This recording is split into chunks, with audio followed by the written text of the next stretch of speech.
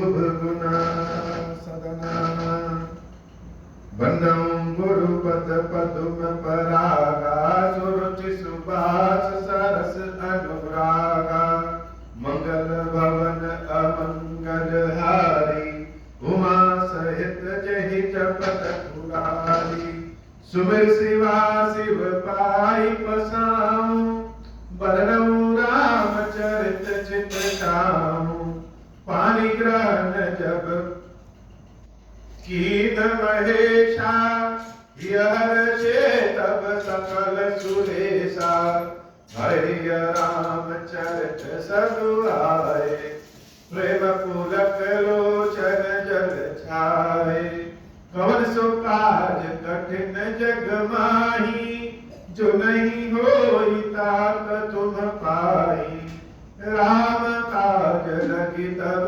अवतारा सुनत ही भयऊ परदारा। हे महादेव इस जगत बाबा इस जीवन बाबा न कोई कार्य कठिन है न ही कोई कार्य संभव है भैया सारे कार्य सरल और संभव हो जाते हैं बाबा अगर आपकी कृपा हो जाए।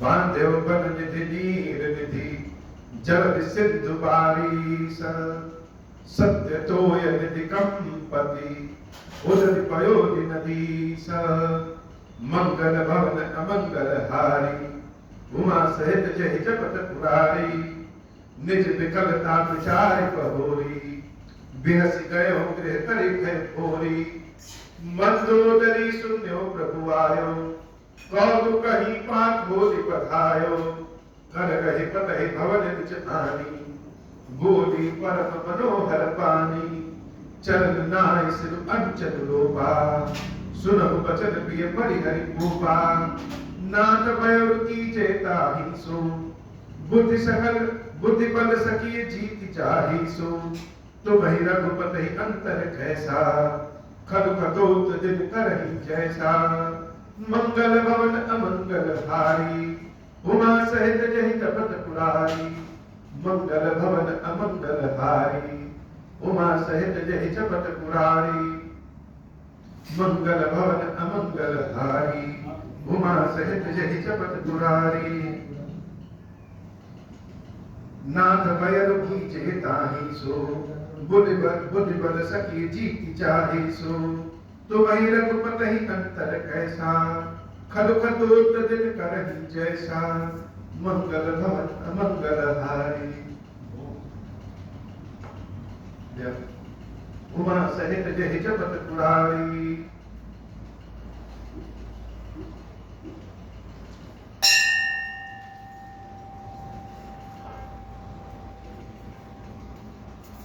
अति बल पद कह क्योंकि वह देख रही थी ये जो हमारे पति रावण है अगर यह समझना भी चाहे तो इनके आसपास जो मंत्री सचिव लोग हैं वह समझने नहीं देंगे और जो भगवान दर्शन के योग्य है जो पूजन के योग्य है वह भगवान जब लंका में आ रहे हैं तो रावण उनको अपना दुश्मन समझ रहा।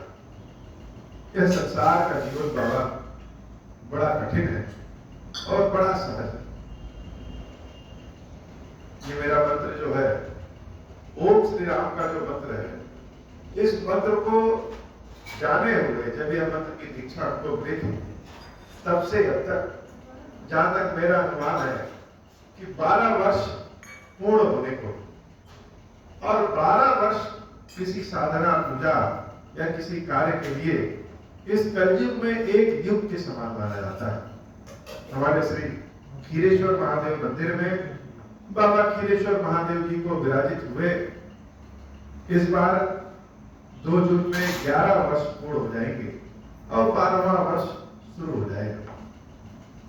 आध्यात्मिक जीवन में 12 वर्ष सूर्योदय के समान होता है। जैसे सूर्योदय होता है वैसे ही 12 वर्ष जब पूर्ण हो जाए तो ऐसा माना जाता है कि एक युग पूर्ण हो गया या हम ऐसा कह रहे हैं कि हमारे लिए तो एक युग है लेकिन ईश्वर के लिए एक दिन के समान है। आध्यात्मिक जीवन में एक नए सूर्योदय की चेतना के समान है। इस बात को हम अक्षर सह भाव सह ठीक से बता नहीं पा रहे हैं कि ये 12 वर्ष का मतलब क्या होता है।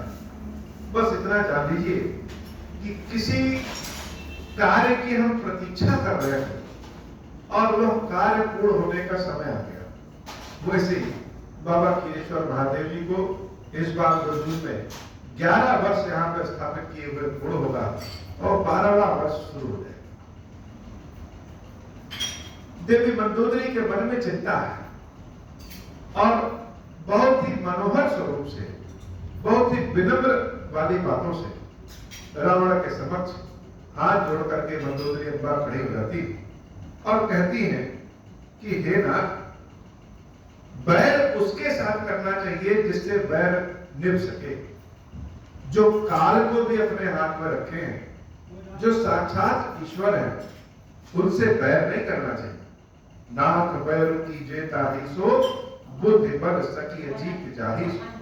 बुद्धि से बल से जिसको जीत सकिए उससे ही दुश्मनी करिए, तुम ही रघुपत ही अंतर कैसे।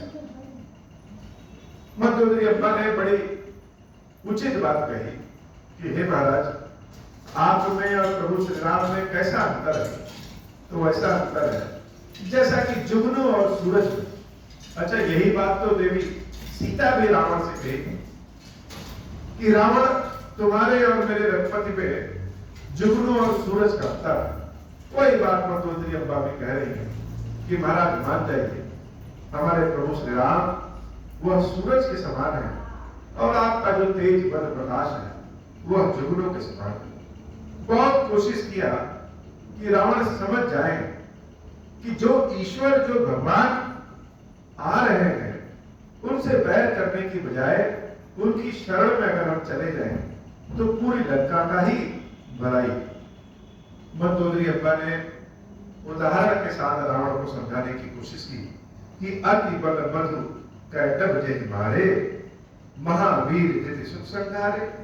हे नाथ, आपको वह राम साधारण मनुष्य लग रहे हैं, आपको वह राम तपस्वी लग रहे हैं, दशरथ के पुत्र लग रहे हैं, लेकिन जरा ध्यान दीजिएगा, आप तो स्वयं ज्योतिषाचार्य हैं, वेद की जानकारी भी रखने वाले हैं, नवग्रहों को आपने अपने बस में रख लिया है, इतना बुद्धि बल तेज आपके पास है, लेकिन आप फिर भी अपने यहाँ आने वाले ईश्वर प्रभु श्री राम को पहचान नहीं पा रहे। लोग पत्थरों में ईश्वर को पहचान जाते हैं, नदियों में ईश्वर को पहचान जाते हैं, इंसानों में ईश्वर को पहचान जाते हैं, और आपके यहाँ तो साक्षात भगवान आ रहे हैं, फिर भी आप पहचान नहीं पा रहे।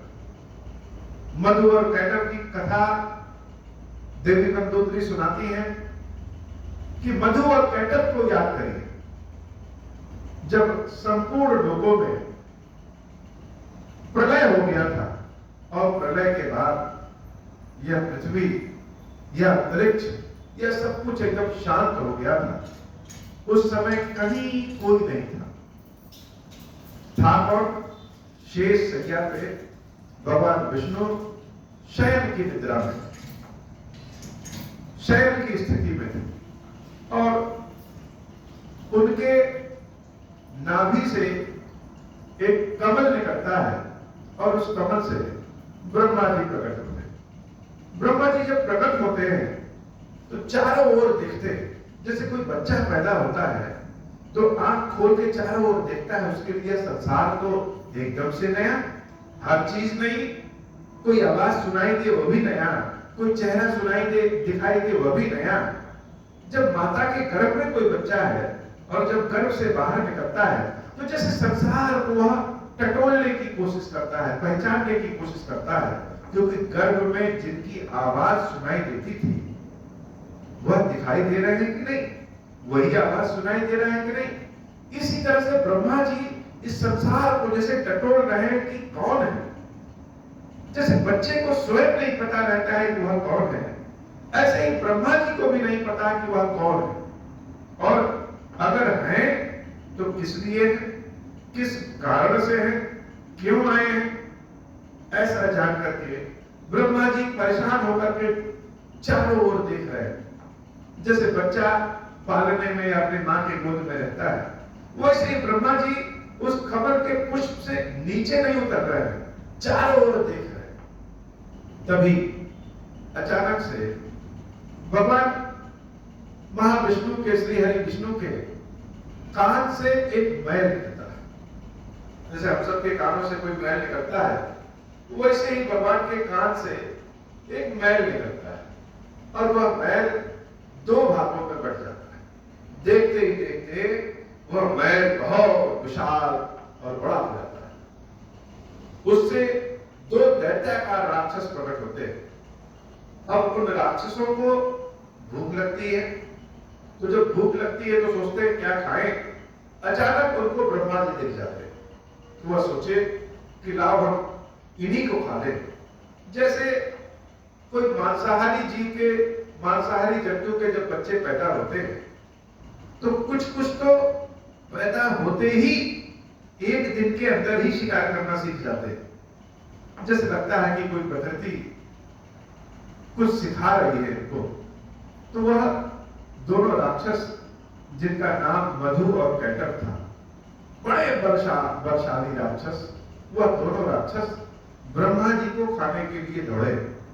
ब्रह्मा जी उन राक्षसों को देख करके भयभीत हो गए, डर गए कि क्या करें। तो सामने महाविष्णु दिखे सोते हुए। उन्होंने सोचा कि लाओ इन्हीं को जलाते हैं।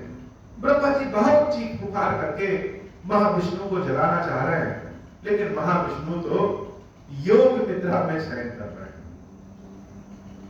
बार बार पुकारने पर भी विष्णु भगवान जागृत नहीं होते। जैसे कभी कभार ऐसा हम सबको लगता है कि हम बार बार प्रार्थना कर रहे हैं प्रभु से, लेकिन जैसे हमारी प्रार्थना भगवान तक पहुंची नहीं रही है, या भगवान हमारी प्रार्थना को सुन नहीं रहे। भगवान की करुणा में तो कोई कमी है नहीं, हो सकता है कि हमारी पात्रता में ही कमी हो, हमारी प्रार्थना प्रभु तक पहुंच नहीं रही। ब्रह्मा जी प्रभु को बार बार पुकार रहे हैं, और भगवान तक जैसे उनकी प्रार्थना पहुंच नहीं रही, तो बड़े विचलित हो गए। सोचे कि अब तो जीवन बचेगा नहीं। यह बड़ी सोचने विचारने की बात है, और यह छोटी बुद्धि से नहीं, बड़ी गहन बुद्धि से सोचने विचारने की बात है कि ब्रह्मा जी भी अपने जीवन के लिए डर रहे हैं। यही तो संसार का नियम है कि जो बना है उसको एक न एक दिन मिटना है, चाहे वह ब्रह्मा जी ही क्यों ना हो, चाहे वह कोई भी शरीरधारी क्यों ना हो। जो भी शरीर धारण किया है एक न एक दिन तो समाप्त होना ही है। ब्रह्मा जी चीख पुकार किए, और जब उनको समझ में आया कि प्रभु विष्णु नहीं जागृत होंगे, तो वह जागरण के न पीछे, जागरण न होने के कारण क्या है। हम सब इंसानी स्वभाव होता है कि कोई चीज जब देखते हैं सोचते हैं इसके पीछे का कारण क्या है। तो आखिर भगवान विष्णु जग नहीं रहे हैं तो उसके पीछे कारण क्या है। तो कारण उन्होंने पाया कि भगवान विष्णु की जो शक्ति है, जो कि इस समय निद्रा के रूप में, योग निद्रा के रूप में है, वह योग निद्रा ही भगवान विष्णु को सुलाई हुई थी। और जब तक योग निद्रा नहीं चाहेगी तब तक विष्णु भगवान जागृत नहीं हो सकते। तो ब्रह्मा जी ने उन देवी की स्तुति शुरू कर दी, और देवी की स्तुति जब गाई तो देवी प्रसन्न हो गई, और प्रसन्न होने के बाद उन्होंने भगवान विष्णु को जागृत किया। जैसे बच्चा अपने मां से अपनी बात को कहता है, चाहे किसी शब्द में कहे, किसी भाव में कहे, लेकिन मां जान जाती है, और वह मां अपने पिता के, उस बच्चे के पिता के माध्यम से उस बच्चे के लिए लालन पालन की जो आवश्यकता होती है वह सब उपलब्ध कराती है। तो भगवान की आध्यायनी शक्ति योग निद्रा ही कभी निद्रा के रूप में होती है, कभी लक्ष्मी के रूप में होती है, कभी दुर्गा के रूप में होती है। ईश्वर का जो जो स्वरूप, उनकी शक्ति उस स्वरूप में होती है। बिना देवी की कृपा के ईश्वर भी प्रसन्न नहीं हो सकते, और ईश्वर भी कृपा नहीं कर सकते। ब्रह्मा जी के बार बार प्रार्थना करने पे योग निद्रा भगवान विष्णु को जागृत करती है, और विष्णु भगवान जब जागृत होते हैं तो मधु और कैटभ से युद्ध करते हैं।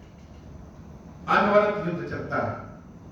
यह कथा हम सुन भले ऐसे कानों से लें, लेकिन यह कथा मनन चिंतन करने योग्य है कि कब युद्ध हुआ था। कथा का मतलब कोई इतिहास नहीं होता है। कथा तो पहले भी हुआ है, आज भी हो रहा है और भविष्य में भी होगा। हम कथा को, प्रभु की कथा को नित्य कहते हैं।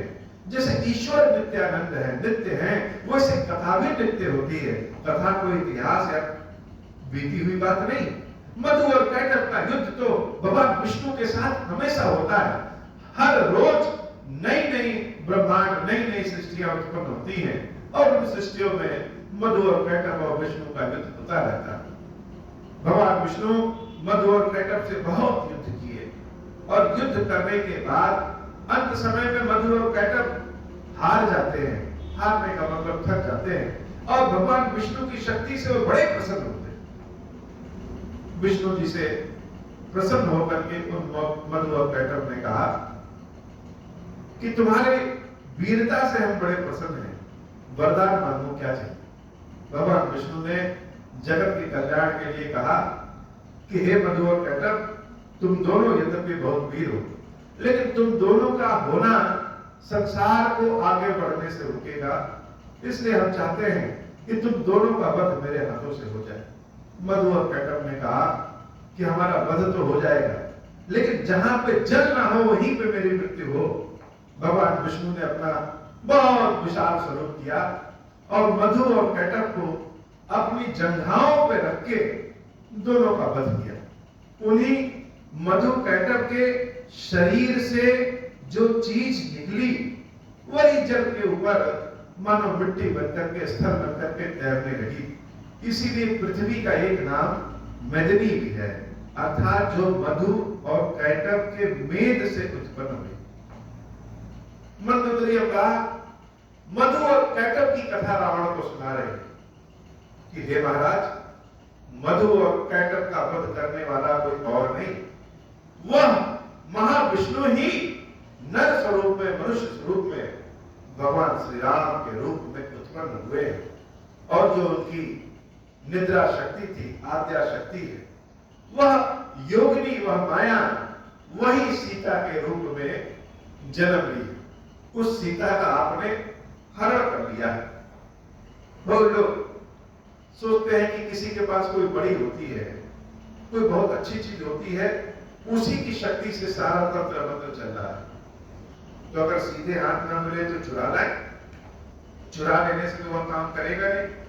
रावण जानता था कि देवी सीता जिसके पास रहेगी वही त्रिलोकी विजय होगा। अब सीता स्वयंवर के माध्यम से तो रावण के पास आई नहीं, तो रावण ने ऐसी सीता का हरण कर दिया। मंदोदरी अब्बा कह रही है, हे महाराज, वही मधु कैटभ समझ लीजिए कि आप हैं और वह आदि शक्ति ही सीता है और वह महाविष्णु ही इस समय राम के स्वरूप में, वही ब्रह्मा का स्वरूप जान लीजिए कि संसार में जो जीव जंतु हैं, जो मनुष्य हैं, वही ब्रह्मा है जिनके पुकार से देवी सीता महाविष्णु को, भगवान श्री राम को जागृत की है। इसलिए ऐसे राम से वैर करने की बजाय उनकी शरण में चले जाइए। मंगल भवन मंगलहारी, उमा सहित जही जगत पुरारी। बार बार समझाने के बाद भी रावण को कहां समझ में आ रहा। अब देवी मंदोदरी ने रावण को एक उदाहरण और दिया और वह उदाहरण किसका था? वह उदाहरण भगवान वाराह का था कि हिरण्याक्ष और हिरण्याकश्यप दो भाई थे, जिसमें हिरण्याक्ष ने बहुत शक्ति अर्जित की और बहुत शक्ति अर्जित करने के बाद इस पृथ्वी को जल में छिपा दिया। जब पृथ्वी जल में छिप गई, लोग त्राहिमाम करने लगे, तो भगवान विष्णु ही वाराह स्वरूप में पृथ्वी पर प्रकट होते हैं और हिरण्याक्ष से युद्ध करके वह पृथ्वी को मुक्त दिलाते हैं। उन्हीं वाराह देवता के नाम से, उन्हीं भगवान वाराह के नाम से यह हमारा क्षेत्र, जिस स्थान पर बाबा खीरेश्वर महादेव जी का मंदिर बना है, 12 बंकी अर्थात वाराह बंकी, इस संसार में 3 वारा क्षेत्र है।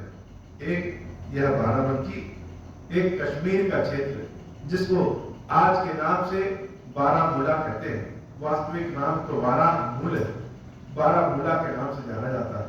और तीसरा वाला क्षेत्र जो कानपुर और चित्रकूट के आसपास का जो सूकर क्षेत्र है, उस क्षेत्र को वारा क्षेत्र कहते हैं।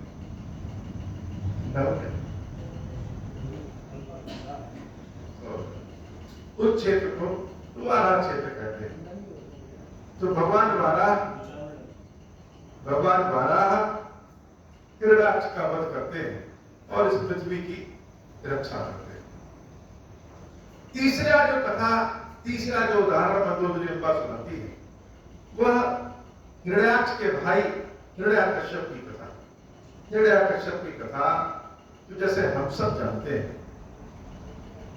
आज भी बहुत सारे लोग ऐसे दिखेंगे जो कहेंगे कि ईश्वर नाम की कोई चीज नहीं, ईश्वर तो है ही नहीं।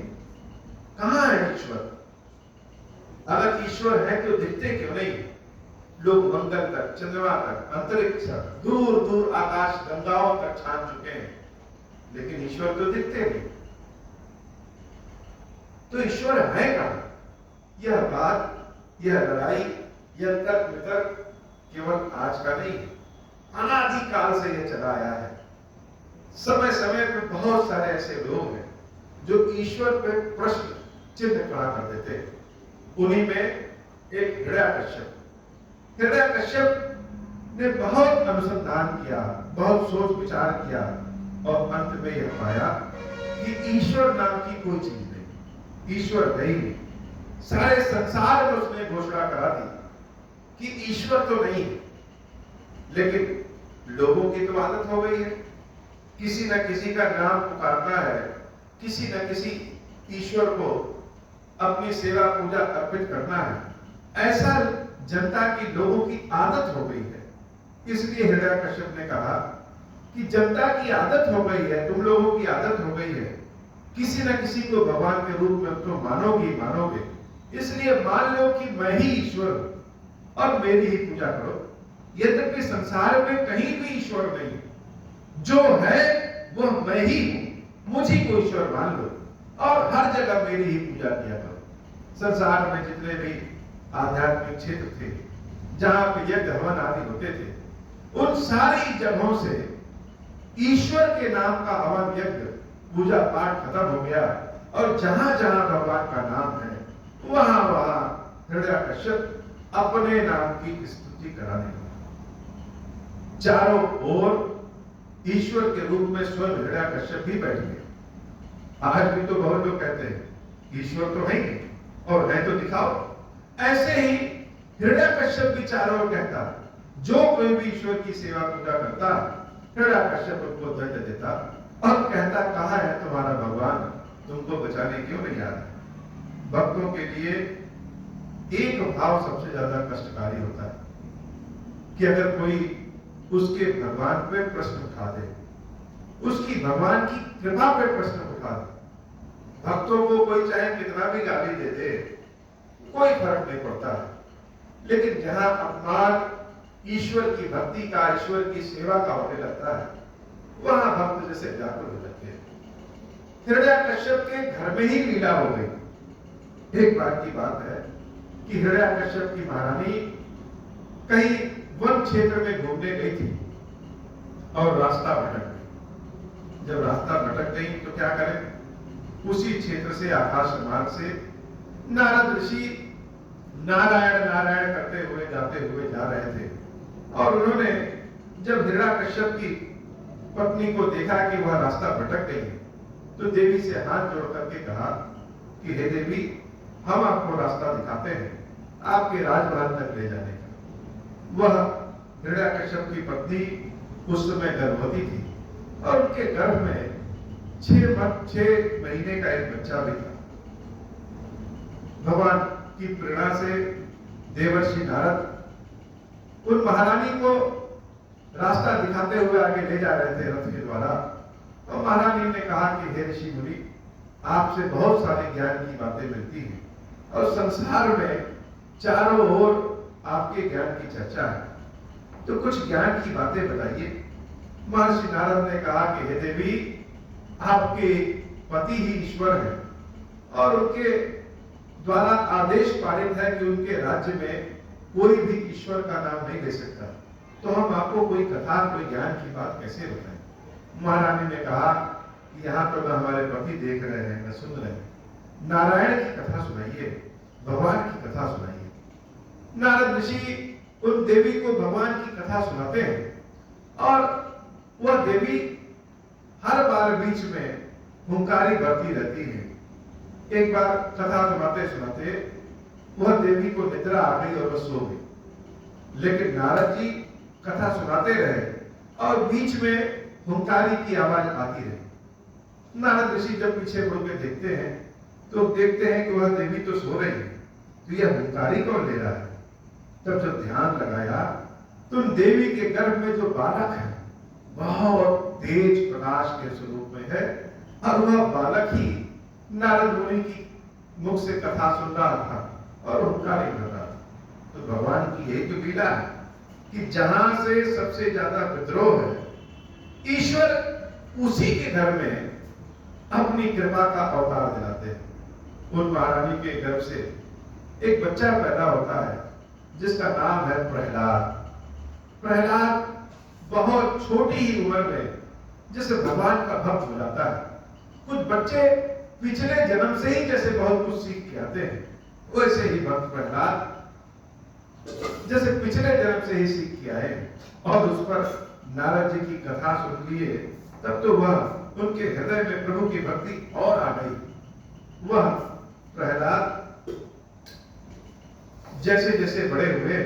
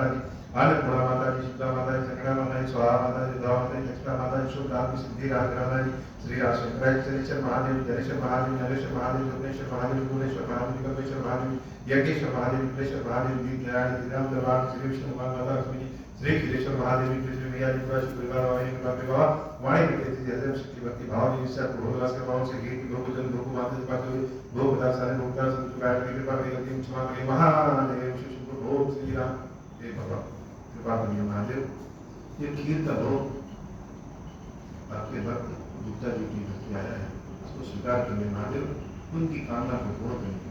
ओम श्री राम, ओम श्री राम, ओम श्री राम, ओम श्री राम, ओम श्री राम। महादेव सुन बाबा जी को हमको खीर खिलाए, माता जी को हमको खीर खिलाए, खीर खिलाए, भोग लगाए, खीर खिलाए।